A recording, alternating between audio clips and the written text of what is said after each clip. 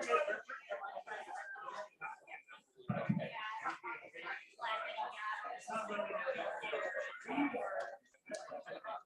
evening, everyone. Hello, everyone. My name is John Tiggs, and I'm the event coordinator here at McNally Robinson Booksellers. Before we begin, I would like to acknowledge that McNally Robinson Booksellers is located in Treaty 1 territory, the traditional territory of the Anishinaabe, Cree, Oji-Cree, Dakota, and Dene peoples, in the homeland of the Métis Nation. In addition, McNally Robinson Booksellers rests on the land once occupied by the Métis community of Roostertown. We are gathered here today, both in person and virtually, to celebrate the launch of Fishing with Tardelli, a memoir of family in time lost by Neil Besner. You may applaud if you feel so.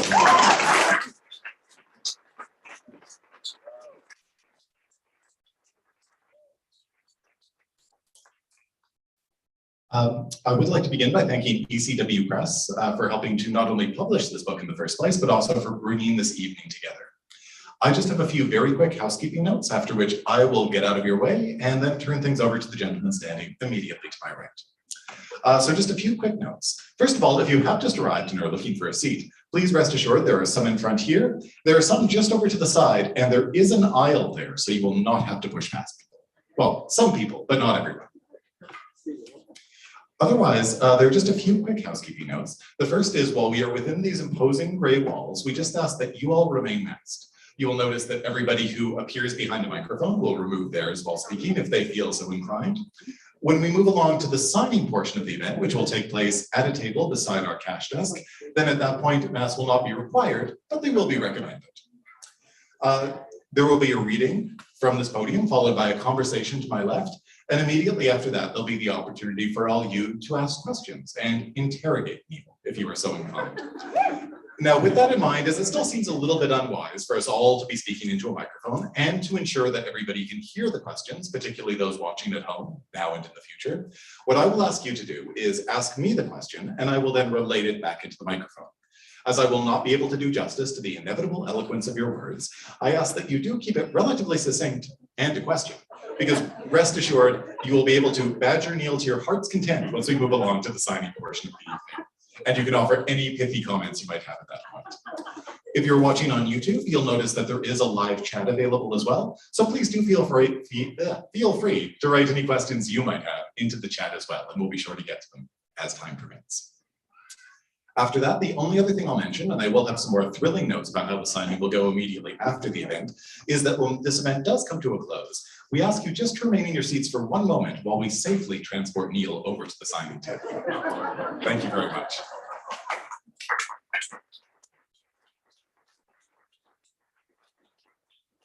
So we have quite a few people here who will say wonderful things about this book, but I will say just a few words to start.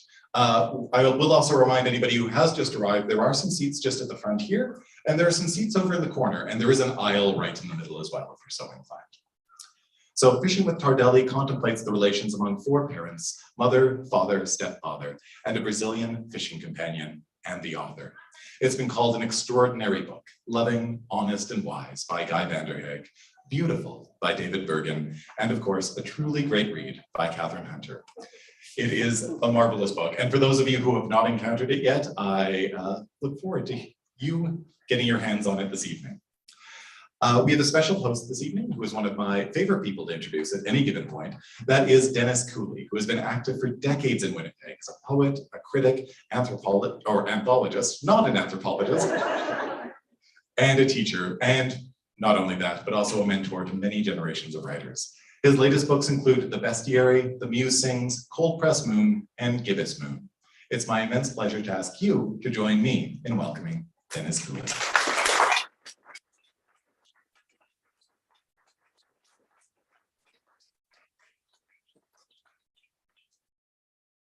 Well, thank you. What a great audience. Packed the place. I was hesitant for a moment when John said we were gathered here today, and it seemed like we were suddenly going prayerful back here. Rest assured, Besner needs no prayers here, bro. It's my privilege to introduce Neil Besner shortly, and Warren Cariou. who will be centrally involved in this conversation. So let me tell you a little bit about them. Probably unnecessary for most of you, but here goes. Neil Besner has been almost everywhere. He was born in Montreal, very soon moved to Brazil for 6 or 7 years, went to high school in Connecticut, from there to Los Angeles for university, from there to Montreal, various trips back and forth to Brazil in the interim, and ends up going to Regina. Now, this is an interesting story, and this may well be part of our conversation here. The banker to Neil's father in Montreal said to Neil, "You don't want to go to the West. Your soul will perish out there." Well, he came and did an MA in Regina, later did a PhD in Vancouver, and eventually, through a series of other teaching appointments, it ended up in Winnipeg. Now, Neil Besner, many of you will know, was the very prominent and very influential professor at the University of Winnipeg, where he taught Canadian literature, among other things. And in the larger community, he was involved in almost every major literary institution that happened in the province, including the Writers Guild, the International Book Festival, to mention only a few. So this is Neil Besner. Will be reading shortly. I'll introduce you briefly to Warren Cariou, again, probably needlessly. Warren Cariou was, like Neil, is an English professor. He is at the University of Manitoba, where he specializes in Aboriginal writing and oral culture. For years, he ran an institution which some of you know of, and that institution called CCWOC, Creative Writing and Oral Culture institution. He himself is an active as a writer, as a publisher, but what is particularly pertinent, I think, to our conversation today is that he too has written at least one memoir. And I think that he may have some pretty interesting things to tell us about. So these are the folks who are going to be here. Neil is going to read to begin with. Warren will join Neil for conversation, and I'll basically keep close watch on them. So welcome to Neil.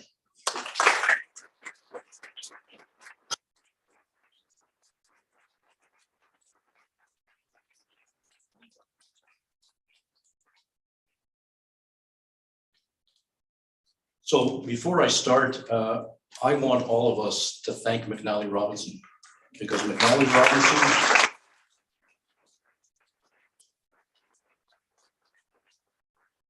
for 35 years that I know of, and for longer, has supported writing, writers, readers from everywhere.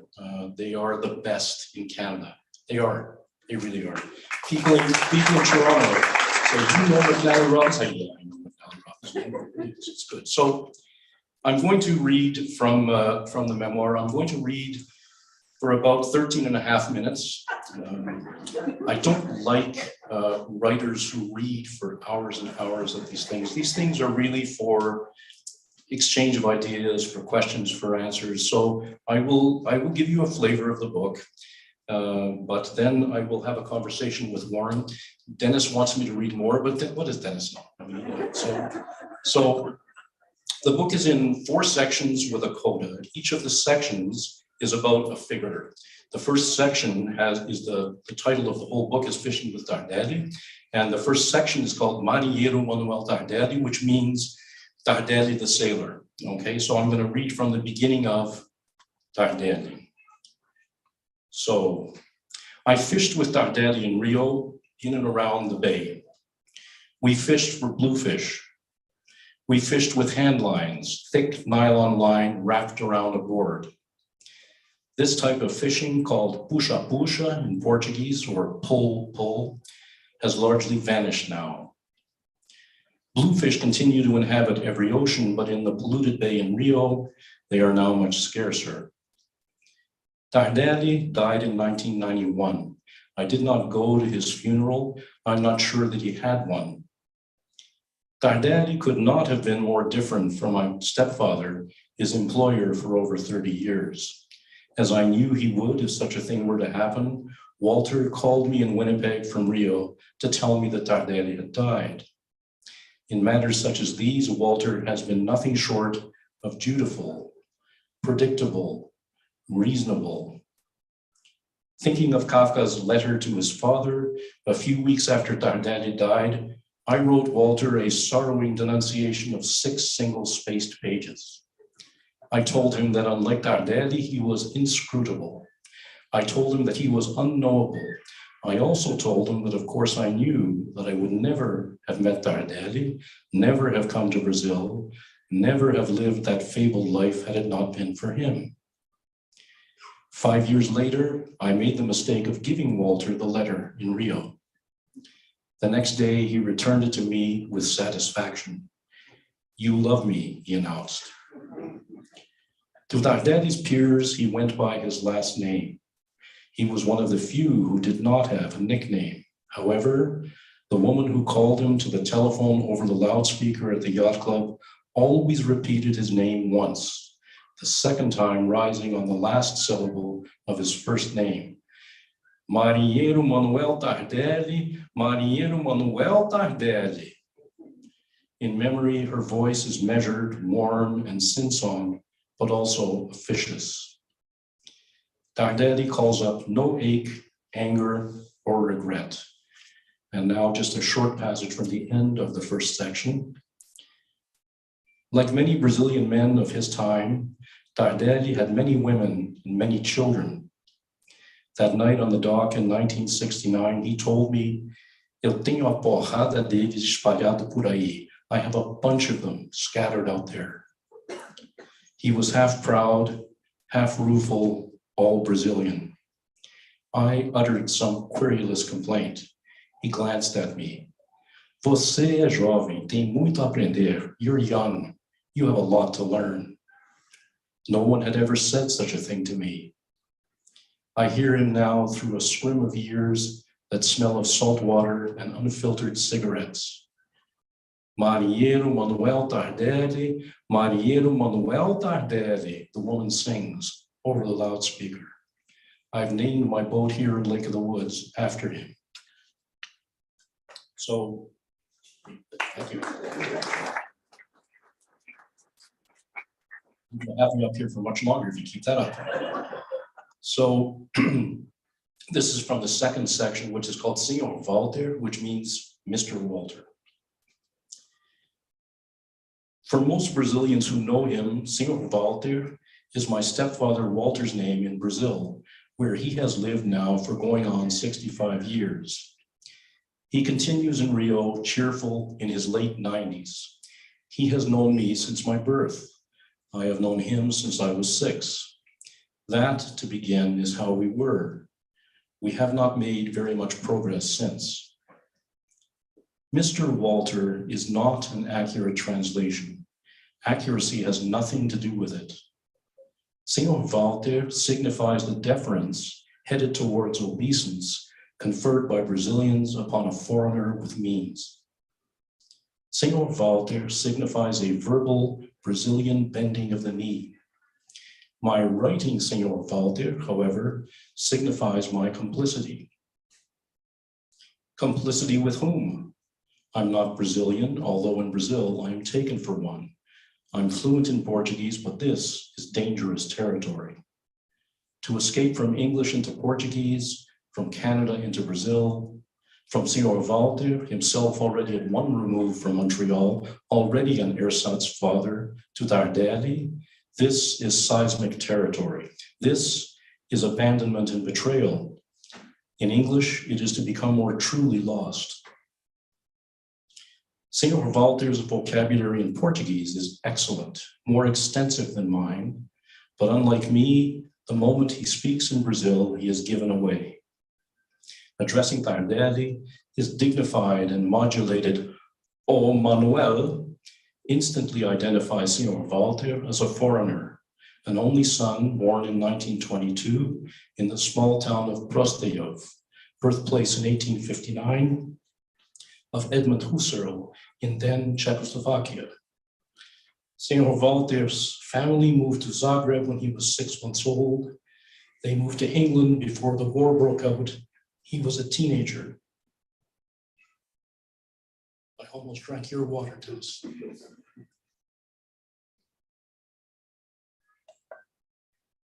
I like to think that his fluidity at crossing borders had begun by the time they left Zagreb after his bar mitzvah.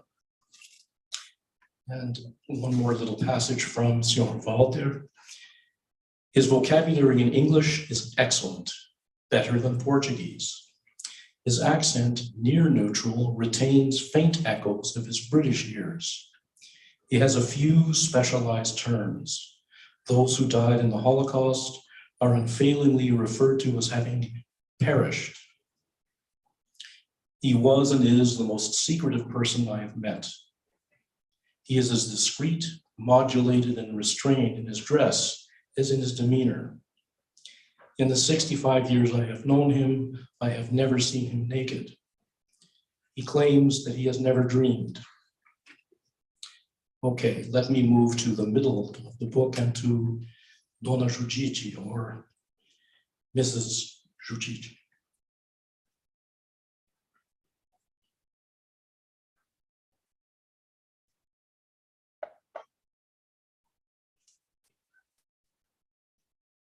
I thought, quietly circling my grief, of how she had loved God but cursed extravagantly his creatures.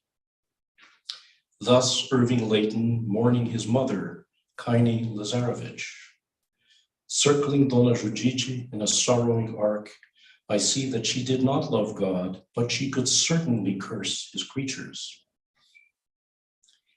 Gainsaying their names, the two Judiths were different women in every way. I should explain that there are two Judiths in the book, but you'll have to read it to find out. Gainsaying their names, the two Judiths were different women in every way. They did not exchange husbands in late 40s, early 50s Montreal, as one might be led to think, nor did the men exchange wives. In Brazil, when we were children, Dona Judici began to toss off what became lifelong bon mot about the twin names. Over the years, she told dinner guests that she'd suggested to the other Judith that they exchange napkins, hand towels, embroidered with the original initials, also cutlery. Her guests marveled at, applauded this insouciance. I came to read these sallies as lines performed by her theatrical self in the one-act play she put on intermittently, staged for her bevy of admirers in Rio and Montreal, staged for herself when she was on stage. Okay, I'm going to move to the fourth section, which is entitled Mort de Sport, and is about my biological father, my real father, in Montreal.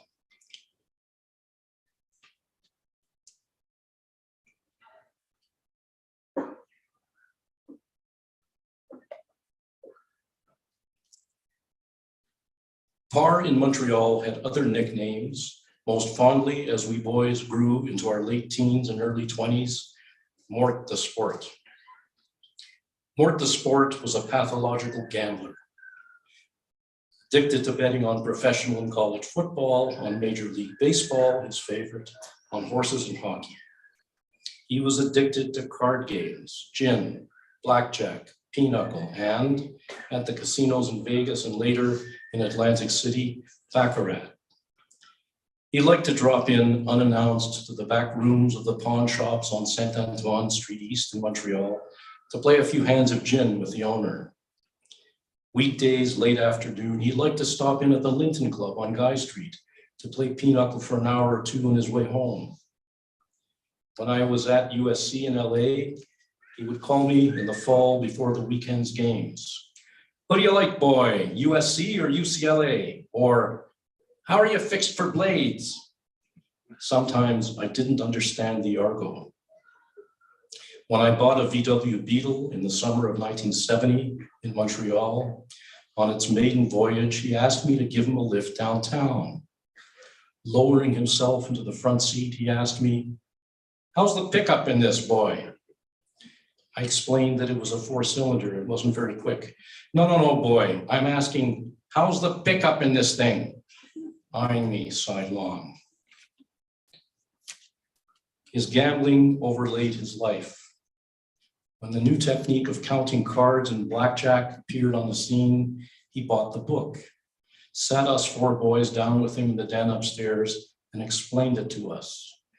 We would learn the technique, and the 5 of us would fly to Vegas, he told us, to try it on for size. We were game, but it didn't happen. The Vegas casinos had got wise, had begun to watch for card counters. He smoked endlessly, Du Mauriers punctuated with cigars, Coronas. He ambled. He was deliberate. He compiled elaborate statistics on starting pitchers, odds, ERAs. All of these figures entered neatly and methodically on the pads of the large line sheets, more properly used for their designated purpose to record license plates, show daily balances on the lots that comprised his parking business. He entered the figures with a thin gold-plated ballpoint pen that my sister Marilyn and I bought him for his birthday one year. He lunched regularly with his bookie, Harry Goodman, an affable man, at the brioche room in the Mount Royal Hotel. He liked his nickname. He liked it when we asked him, "Morton, how's the sportin'?" Early one summer evening in 1970, the cops pulled up to the house on Clark, and 2 young guys got out, came politely to the door, and asked my father to come downtown with them. "Fellas, why don't I follow you in my car?" he suggested, but they demurred. He sent me up to his bedroom to retrieve his sports jacket, but I missed his signal and failed to remove the little book from the inside pocket. The officers exulted. My father's 2 little boys from his second marriage glowered at them. His wife was annoyed with me. Thank you very much.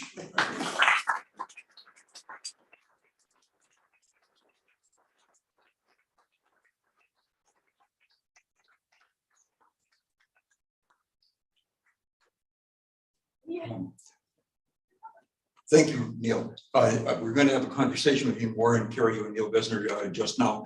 And this will be fairly brief so that you have a chance to ask questions. Questions but no comments, I understand, is the house rule. But we'll get going here. And No hard questions. I will keep watching. So, Marilyn, no hard questions. Dennis is So asking you us on, to guys? be, Dennis is asking us to be brief. He's asked 2 English professors to speak for less than 50 minutes. I'm not sure we're going to manage. I guess I just want to start by congratulating you, Neil, for writing such an incredibly rich and nuanced and moving story. And it's a story that has all kinds of surprises in it. For me, I've been your fishing buddy for a few years now. I thought I knew you, but there's so much more to your life story that is reflected in this. Will you fish with me still? Now I'm not sure. we may have to negotiate a little bit.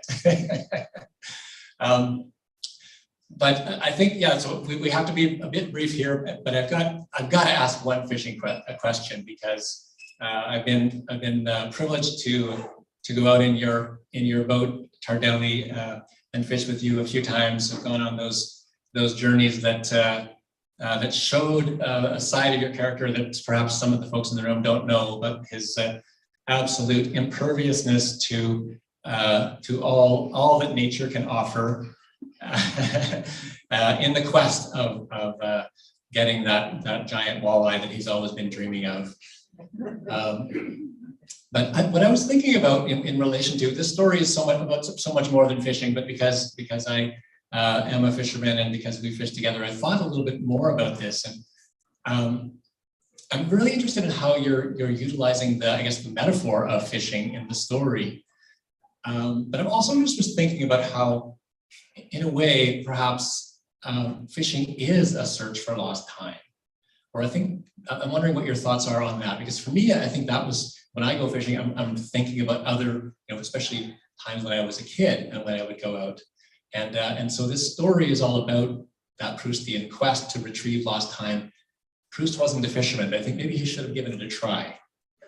He did fish a little bit. Oh, really? He did fish a little bit as a child for trout. So Remembrance of Things Past is a 3,000 plus page book. And Warren's right, Proust is not known as a fisherman, obviously. But I love fishing. Warren does too. We've spent a lot of time fishing together. Yes, I have to keep this brief. I am an English professor. Have mercy on me. But yes, fishing helps me think. Fishing helps me dream. Fishing is about unknown things. Fishing is going beneath the water to find whatever you're going to find. It's unknown and unknowable, and I love that. So yes, the book is all about fishing in relation to knowing and dreaming and imagining and remembering. And I admit to you that the boat is named Tardelli, as you know. I am always, well, you're sick of hearing me say it, I'm always thinking about Tardelli when I fish, but not only that, I'm just thinking about other times fishing. So how many times have we said, well, do you remember X, when you caught the 10-pound lake trout, May 25th, 3 years ago? I haven't forgotten. So one fishing episode calls to another. They're never alone. They call up and they call up and they call up. So the answer to your question is yes. Very, very succinct. And I love that the iterative quality of the prose in this book is like that. Each incident, each memory brings another one to the surface, and I love how that works. Yes, so I think that's what language does or can do. You know that, you're a writer. Cooley knows that. The many of you who are writers in the audience know that. Language calls to language. Yes, it's iterative. Only English professors say iterative. Okay, well, let's turn to another topic in the book then, which is, as you've showcased so well in your reading, is family and I guess the variations of family, the expansive definitions of family that you address in the book. And at one point late in the book, you say, I have 3 fathers, and that really struck me as a recognition of the fluidity, I guess, of family. And so, yeah, so I'm wondering, if you want to reflect a little more on that. Sure. As you were writing the story. Sure. So it's all hoity-toity and high-flying and nice to say I'm writing about time and memory, but the book is about family.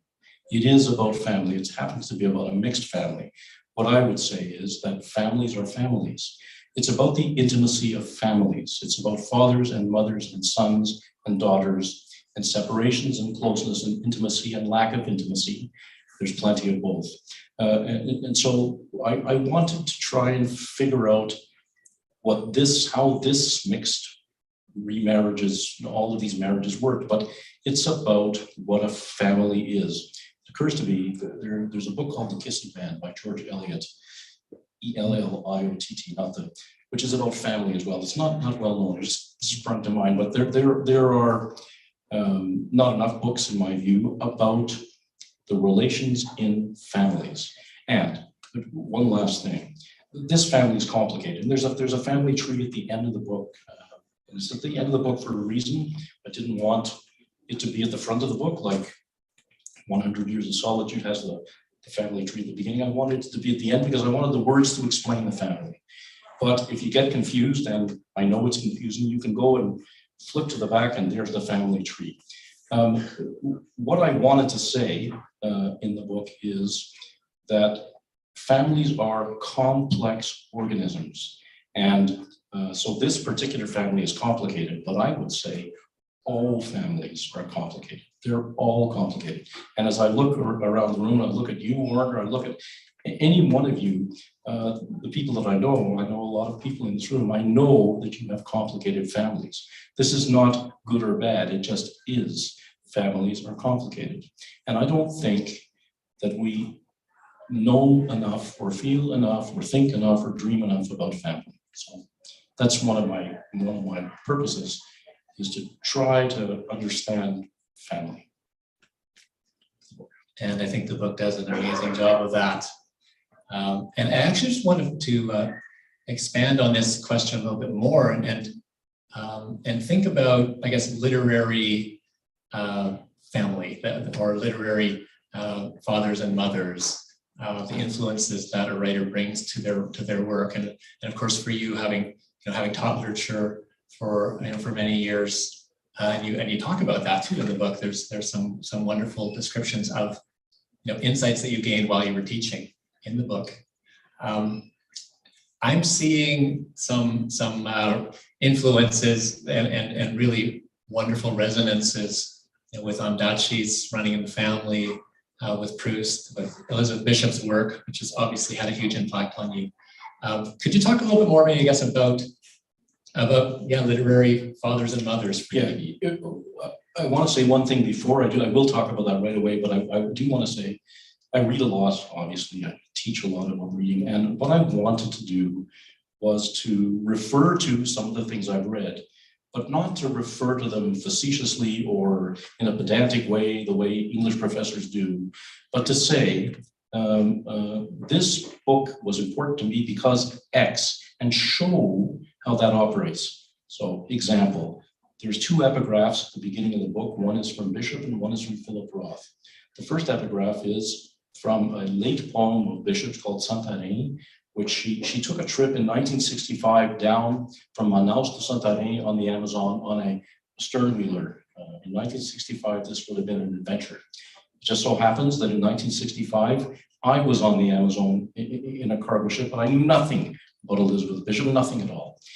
She writes this poem, and the first two lines of which are, "Of course, I might be remembering it all wrong after how many years?"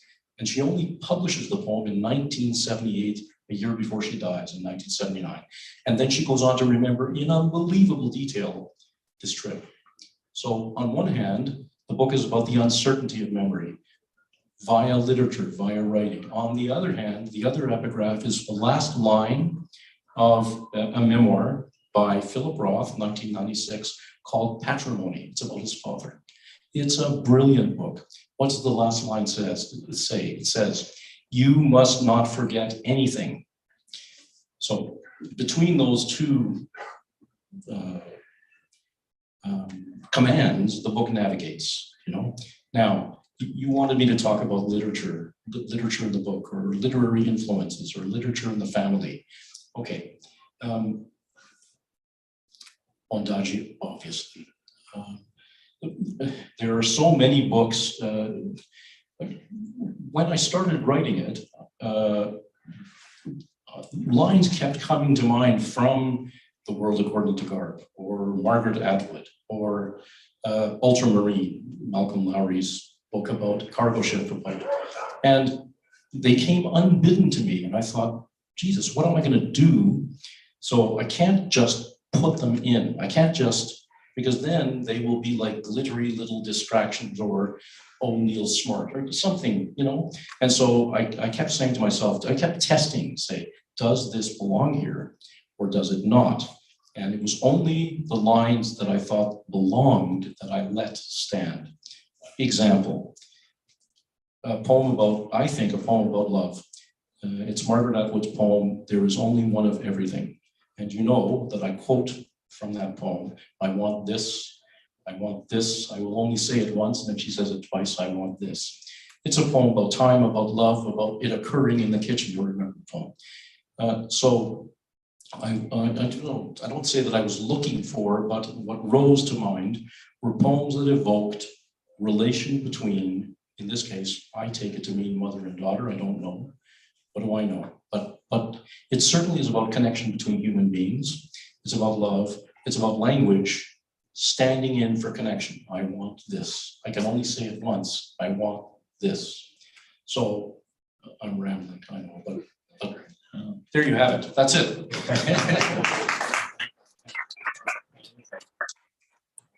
We've got time for one more brief, well, this is a brief question. I think the answer could be expensive, but we'll let you, we'll train you in.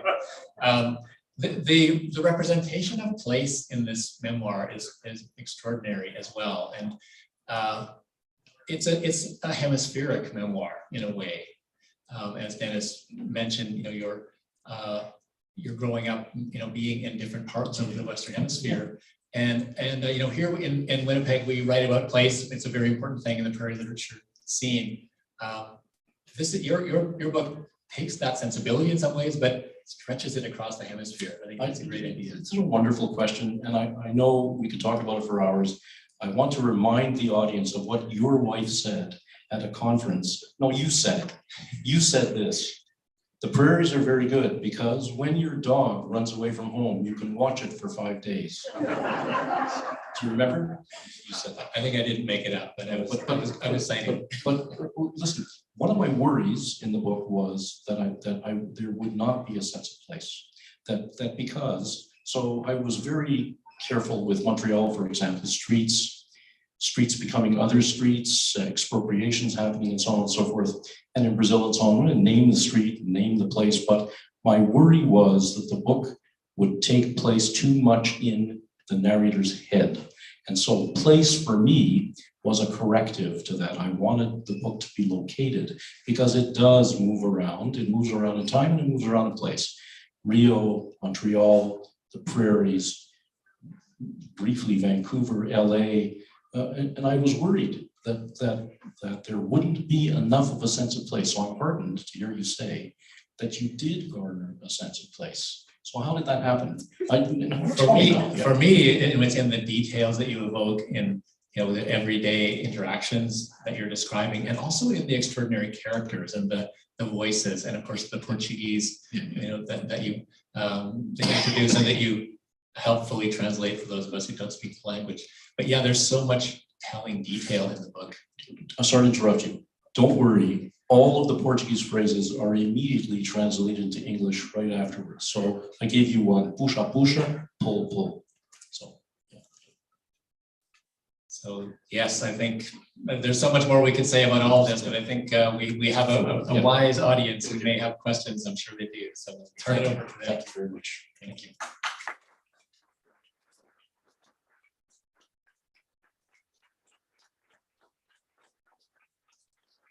I'm heavy.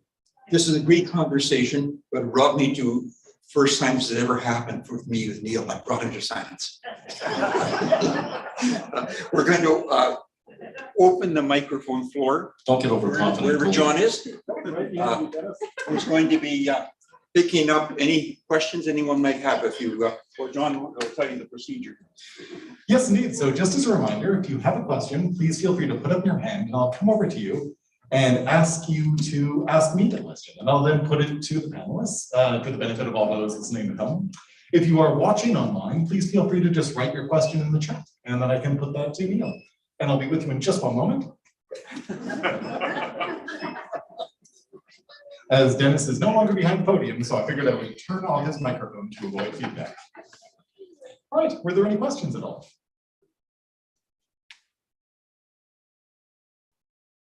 Sure, I'll start. What kind of fish finder do you have on your boat? Starting with the most important question, what kind of fish finder do you have on your boat? Ladies and gentlemen, that question was posed by John Sinclair of the University of Manitoba Geography Department. Just so that you know, hi John, I have a Hummingbird 1100 series.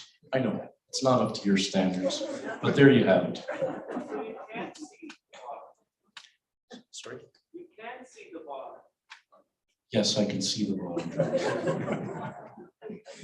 My kids will tell you that for years, they laugh at me now because for years I said to them, none of this goddamn depth finder crap, there's the electronics. No, get out there with a rod and reel and so on. And then I started using it.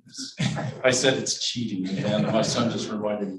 And now I have a depth finder an Altera trolling motor, remote controlled, 2 live wells, etc., etc. Why isn't this book longer? Neil, why isn't this book longer? First, I want to know who's asking this question. That would be the voice of Sue Sorensen. Sue Sorensen, okay. Why isn't the book longer? Seriously, that's a very good question. As I said, I had just finished reading Proust, which had been a lifelong ambition of mine. Mavis Galland's favorite writer was Proust. In 1983, I wrote a PhD on her. I discovered that. I bought the big edition of Proust, the 3-volume edition, and I'm going to read this. And of course, it was only in 2018 that I picked it up and read the whole thing. I loved it. It mesmerized me. If you've ever read the whole thing, you know it's a. But I said to myself, this won't do.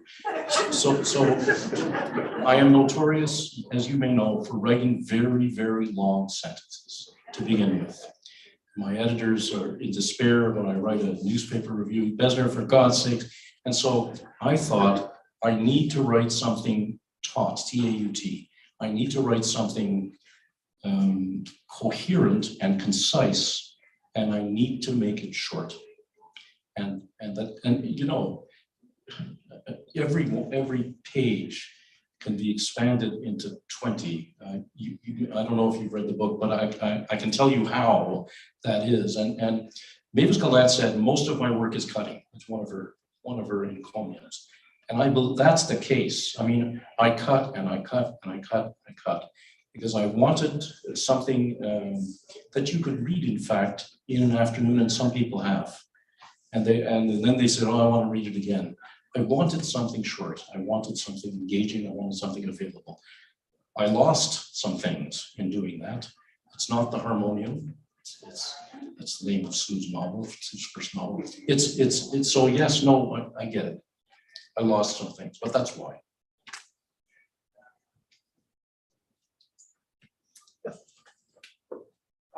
Neil, tell us about something that you cut. Tell us about something that you lost. Neil, tell us about something that you cut. Tell us about something that you lost. I'll make a general comment. The first draft, as Gail will tell you, of the second chapter, Sino Valder, was much longer, and it was reading like a complaint. I cut a lot of complaint in the book, and in my opinion, it made it a better book because there was just too much what I understood as complaining. So I cut the complaints. That's one. But you want a more concise answer. Is that what you want, Martin? Well, that. For example, that was, and I cut description. I wanted things to stand for themselves, so I didn't want a lot of billowing, cumulative prose. So I tried to make it spare. So tell us about something you regret. So tell us about something you regret cutting. Okay. In the second section, Sino Walter, there's a trip up the Amazon on a cargo ship, which I took when I was 15, which I loved, and which was formative for me in many ways. And I cut and cut and cut away at that thing because it branched off. Do you know what I mean? And I thought I'm never going to get back to the main story. So I had to cut it down. I regret doing it.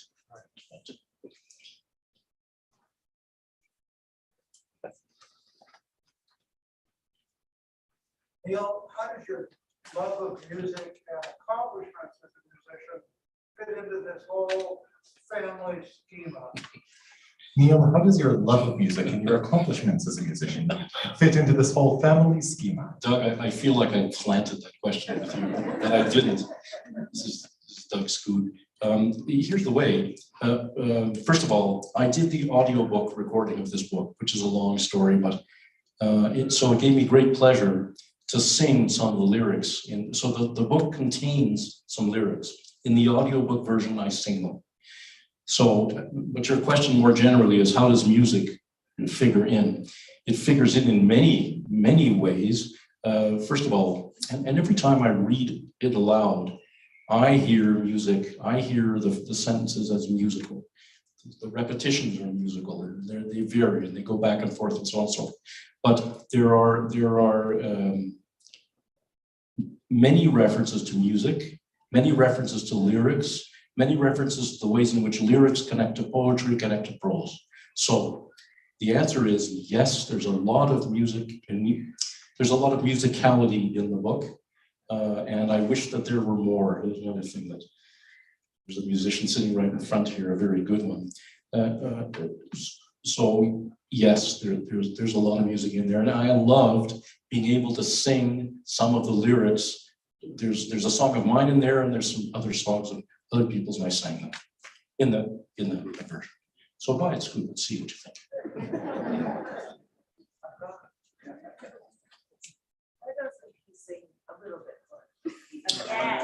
Why don't you sing a little bit for us?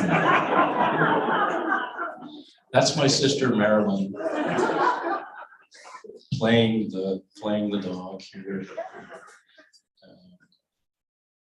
Marilyn. Let me think about that first. I'll sing something for you. I was trying to figure out what my first temptation is to sing something in Portuguese, which is just an insult.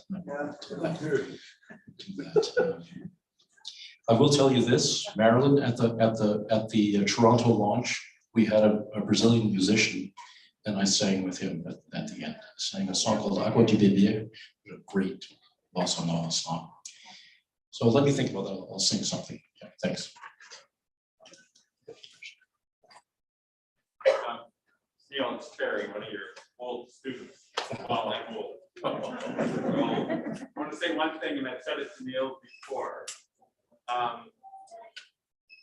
All of you who teach need to know that Neil inspired me to be a reader. And I was an older, was 20-something when I finally decided reading was something I could be passionate about and love. And so, because of his influence as a teacher, I have discovered the world of reading for the rest of my life. So I want to remind all of you, you're doing good work if you set people in this path. So thanks to Neil, I'm a reader. Thank you.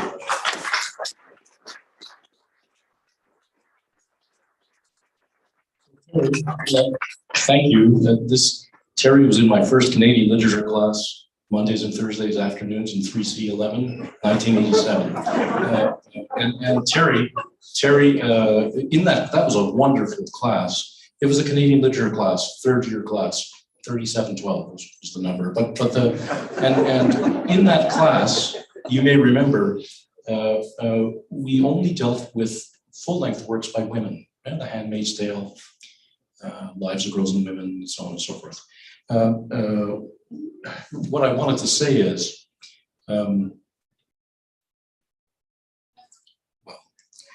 this is what goes on in a classroom is important. Dennis Cooley is a fantastic teacher, and Warren Cariou is a fantastic teacher, and there are teachers in the audience as well who know exactly what I'm talking about. What goes on in a classroom is important. It's very important. So anybody who comes out of a classroom turned on to reading, that's a victory for everybody. So kudos to you. Thank you. But my question, who in your life inspired you to be a reader and a lover of literature? I'm going to give you a terrible answer. It's a stark truth. I read out of desperation. I read because I was lonelier than hell, and I was lonely, and I was in Brazil, and reading saved me, man. Reading and music saved me. I must say, that's.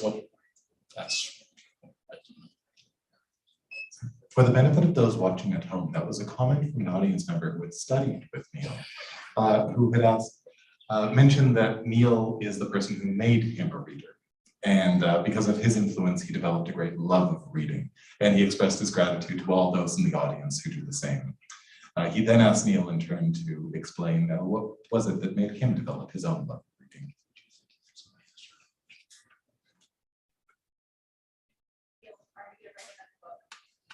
Neil, are you going to write another book? Is that Diane Poulin that's asking that? Yeah. Hi, Diane. Yes, yes. I'm superstitious about talking about a book before it's really underway, but I'll tell you this. It is a biography set in Brazil. What the hell? I'll tell you a little bit more. It's I'm very interested in Elizabeth Bishop, who lived in Brazil for 20 odd years. While she was in Brazil, she was with another woman named Lota de Macedo Soares, a Brazilian aristocrat, formidable woman. And there was a third woman, and her name was Mary Stearns Morse. She was an American. Those three women adopted a Brazilian child in October of 1960. And they named her, Mary named her Monica Stearns Morse. This biography is about that.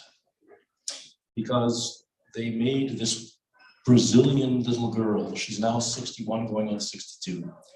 I've known her for 3 or 4 years now. They made her American and raised her in a very rarefied little world. They were loving mothers. These three were loving mothers. They gave this child everything that they could. But to me, there's a window onto something fascinating, which is the Brazil of the late 50s and early 60s and into the 70s, which was a tumultuous time in Brazilian reality because it was the so-called anos de chumbo-led years. It was the years of the dictatorship. Castelo Branco came in 1964, and there's a military dictatorship for the next 18 years. And this little girl grew up in that era, in the lead years, so-called. I don't want to start talking about Brazil because it's dire right now. But anyway, that's what the book is about, purportedly, although I haven't written a goddamn word yet.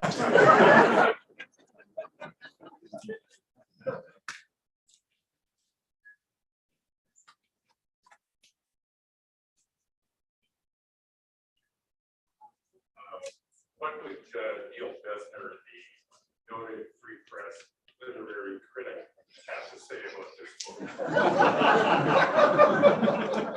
What would Neil Besner, the noted Free Press literary critic, have to say about this book? That question came from Councillor Colin Morrison of the University of Winnipeg, couched in legal terms. I think a review is coming out, Colin, in it's either tomorrow or next Saturday, I don't know. And of course, I'm agog to know what the person is going to say. I don't know. I mean, you know, I don't know what the person is going to say. I don't know. What do you think?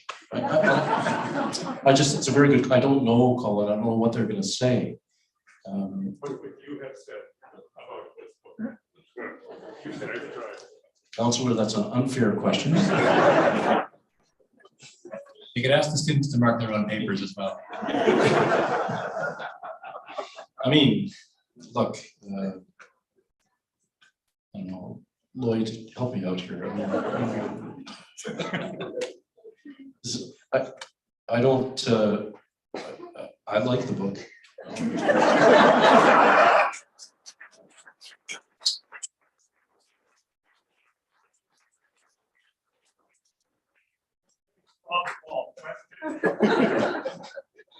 I mean, you asked for that. You know, yeah, that's about it.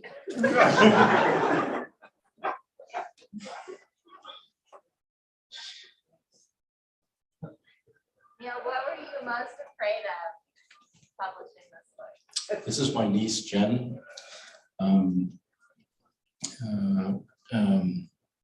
Yeah, you know bloody well what I was afraid of. I know. What I was afraid of the family. I was afraid that I would anger some members of the family, including your father.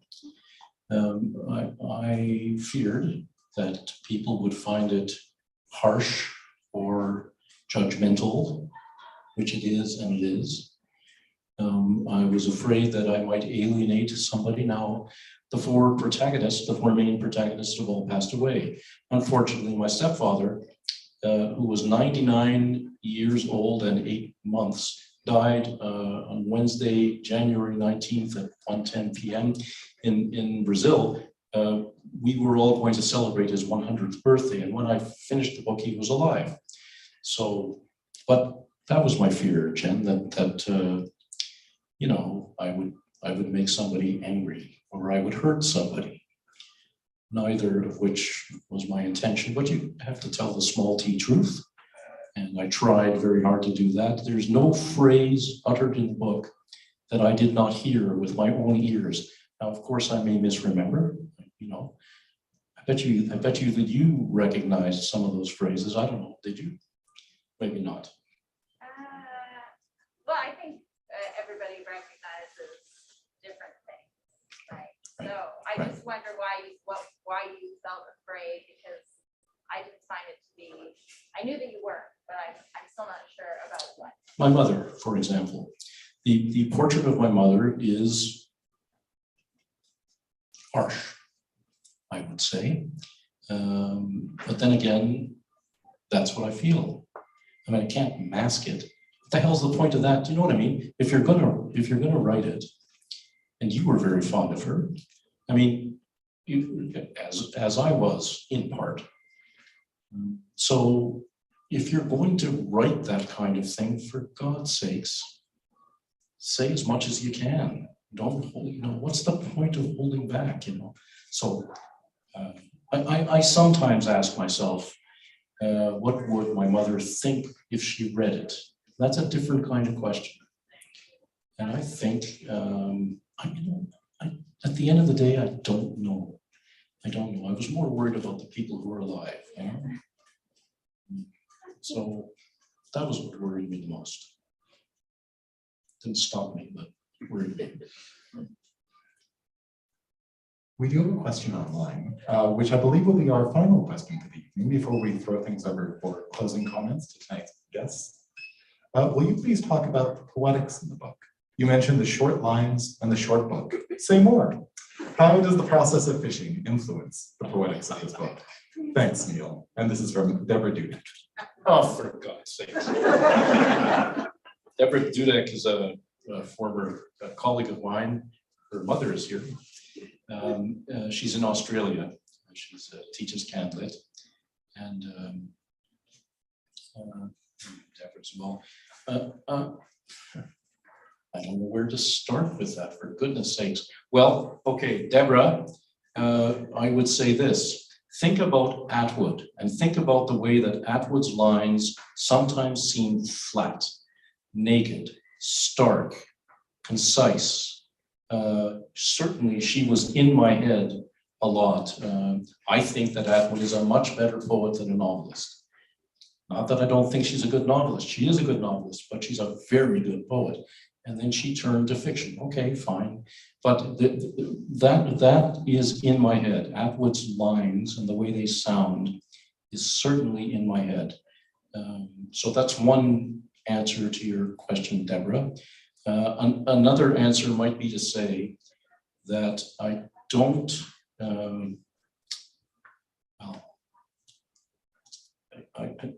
there's too much to say, Deborah. Why would you ask a question?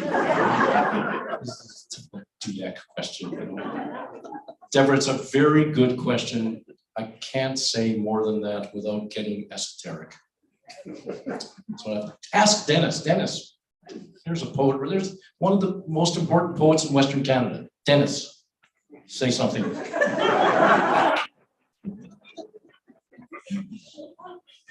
For the benefit of those at home, Dennis, just wait.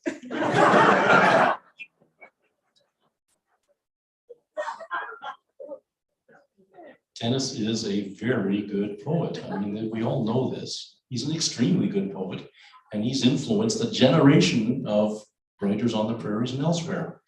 Is that true, or is that true? Absolutely, it's true. Yeah. So I'm not saying that in jest, Dennis. You're just saying that. But there's a Cooleyism for you right there. This is why we got to keep the mask on, Dennis.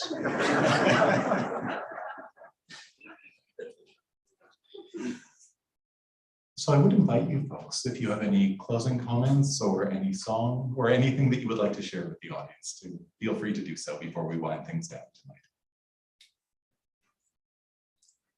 Maybe while Neil is thinking about a song, I would just reiterate some of the things that I've heard said about the book by those who've already read it, and that I feel this is a poetic text. There is a richness to the language.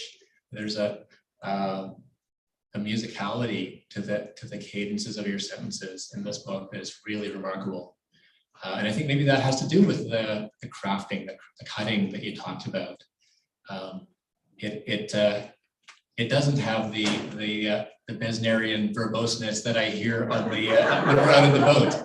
This has the crystalline You didn't think I was prose of a poet. You didn't think I was capable of it, did you?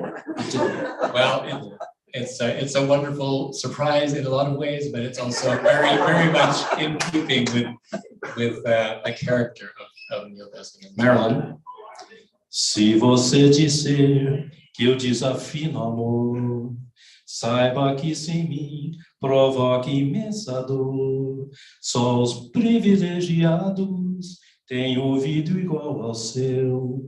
Eu possuo apenas o que Deus me deu. That's the beginning of.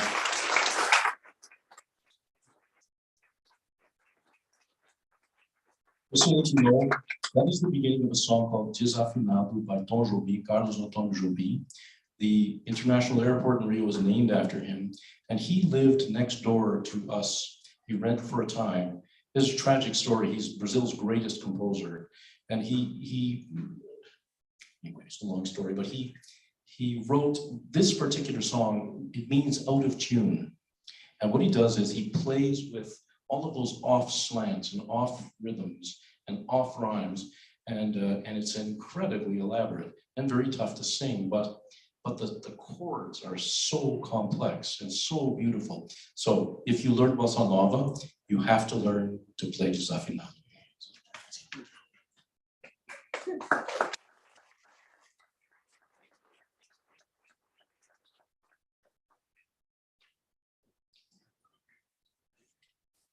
Perfect. Thank you so very much, Neil.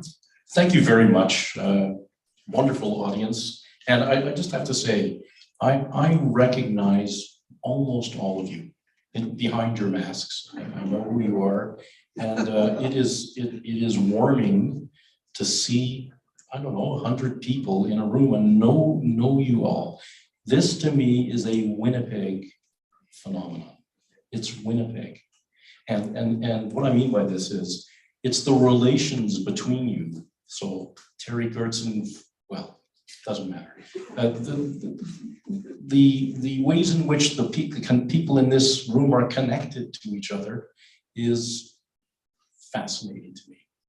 And the bonds of affiliation are wonderful. And in my experience, there is no other city in Canada like it. So congratulations.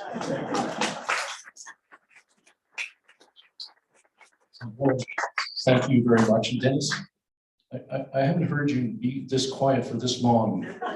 It's your presence. It's frightening to me.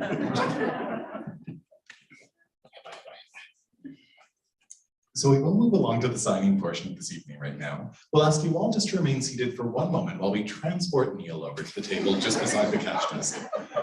Copies of this Neil Besner endorsed book are available both at our central cash desk and at the signing table itself. Please feel free to have a copy signed before you pay for it. Just please do remember to pay for the book at some point tonight before you leave this room. I can think of few more gratifying ways to spend the evening than in the company of Dennis Cooley, Warren Cariou, Neil Besner, and all of you. Thank you so very much for joining us.